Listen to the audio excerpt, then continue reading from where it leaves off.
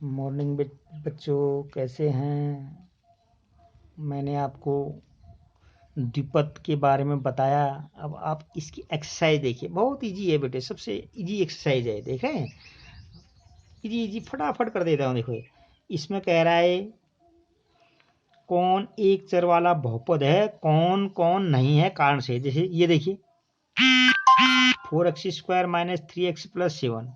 देख रहे हैं, मैं यहाँ पर लिख देता हूँ, क्या है, 4x² माइनस 3x प्लस 7।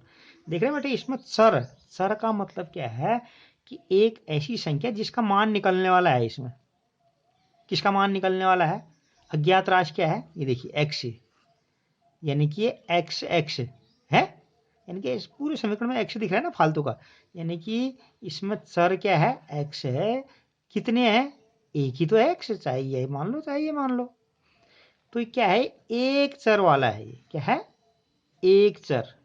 एक चर, ये तब लिखा है जिसकी घातें सभी पदों पर धन पूर्णांक है। देखिए, है धनात्मक, और गुणांक भी वास्तविक है, इसलिए ये क्या है? एक चर में बहुपद है।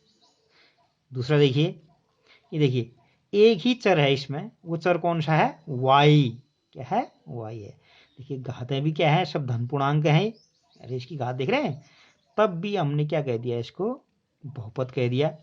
इसमें देखिए, ये टी है, ये देखिए 3√3, ये देखिए एक चर टी है, चर तो ठीक हो गया, टी है, सभी घातों पर घातें पूर्णांक नहीं है। ये बहुत इंपॉर्टेंट है। 3√t प्लस क्या था? t√2। बेटे, इसकी तो घात पूरी थी। देखो, इसकी घात क्या है? एक है, लेकिन इसकी घात कितनी है? 1/2। अंडर रूट का मतलब क्या होता है? अंडर रूट का मतलब होता है क्या? अंडर रूट का क्या मतलब होता है? 1/2। यानी कि इसकी घात देखा, पूर्णांक में नहीं, पूरी पूरी होनी चाहिए, जैसे 1 2 3 4 5 6 एंड सो ऑन। ये देखो, तब ये कह रहा है सभी घातें तो पूर्णांक नहीं है। ये देखो, ये पूर्णांक, ये नहीं है, तब क्या कह रहा है ये? अतः ये बहुपद नहीं है। क्यों नहीं है फिर? ये समझ में आ रहा है? चर तो है इसमें, एक चर वाला है, लेकिन बहुपद नहीं है। इसको देखिए, सेम कहानी यहां पर भी देखिए, चर तो है, एक चर वाला है ये, है ना, लेकिन धन पूर्णांक नहीं है इसमें भी ये, है ना। क्या आ जाएगी इसमें? देख रहे हैं, y+2 की पावर 2/y है, तो ये y तो ठीक है, प्लस 2y की पावर -1 आ जाएगी ना ये, यानी कि घात माइनस में नहीं होनी चाहिए। किसके लिए? बहुपद के लिए, इसलिए ये बहुपद नहीं है। ये देखिए, एक क्वेश्चन लास्ट है, इसमें क्या कह रहा है? ये देखिए, अब इसमें क्या कह रहा है बेटे? देखिए, इसमें क्या है फिर? सर कितने हैं?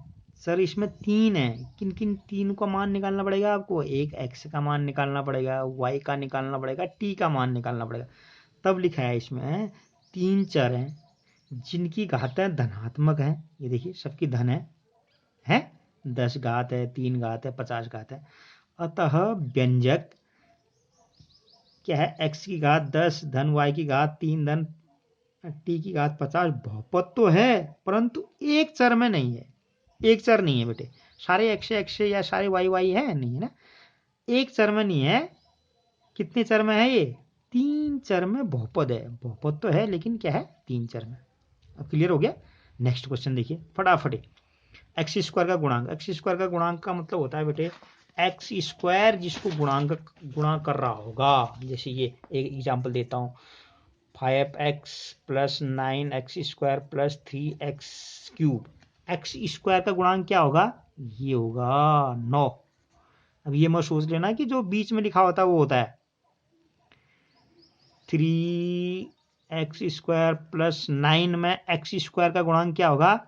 यानी कि x² को जो गुणा कर रखा है जिसने, क्या है? 13 है। 5 - 9x + 3x² का गुणांक क्या है? कुछ नहीं है, 0 है। क्यों है? क्योंकि इसमें x² है ही नहीं। है x² कहीं? नहीं है। 9x - 3x² में x² का गुणांक क्या है? क्या है, -3।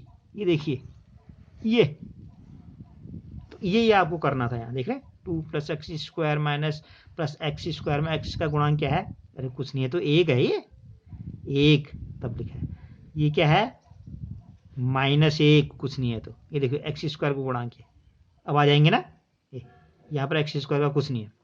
नेक्स्ट 35 घात के द्विपद वाला एक उदाहरण देना है और 100 घात का एक पद वाला, यानी कि 35 घात होनी चाहिए, कुछ भी लिख दो, लेकिन पद कितने होने चाहिए, 2। ये देखो एक पद दो पद, एक पद दो पद, ये घात 35 लिख दो, आगे कुछ भी लिख दो आप, x की घात 35 धन c, x या 9x की घात 35 धन c, कुछ भी लिख सकते हो, यानी कि घात होनी चाहिए 35 धन कुछ भी लिख दो आगे को, पद कितने होने चाहिए, 2 होने चाहिए, और 100 घात का एक ही होना चाहिए।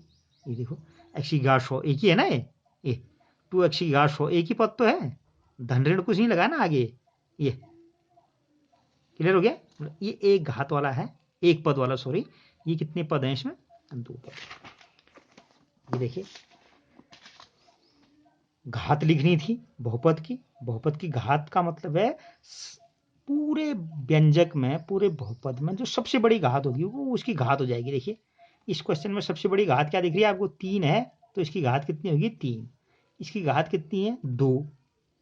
कितनी है, 2, क्योंकि सबसे बड़ी घात 2 है। इसमें देख रहे हैं आप कितनी घात है, 1 है, कुछ नहीं है तो 1 है, देख रहे हैं। अरे 5t - 7 लिखा है तो t की घात 1 तो है, ये है ना, यानी कि क्या है फिर, घात 1 है। अब लास्ट देखिए 3 है, 3 में किसी कोई घात है नहीं है, तो यानी कि इसी को तो बोलते हैं हम शून्य घात वाला बहुपद। ये जो आगे आपके समझ में नहीं आया था, शून्य घात वाला, यानी कि कोई घात थी नहीं इसमें, यानी कि क्या थी, घात तो थी, घात थी, क्या थी, 0 थी। ये होमवर्क था। अगला रैखिक है कि द्विघात है, बस आपको क्या करना है, जिसमें 2 घात दिख रहे हैं, देखो द्विघात, अधिकतम घात 2 थी, ये 3 घात, द्विघात, रैखिक थी, ये देख रहे हैं, अरे कोई भी घात नहीं है, ये देखिए क्या है, रैखिक, एक घात वाले को रैखिक, द्विघात, त्रिघात। ठीक हो गया, ओके बेटे, थैंक यू।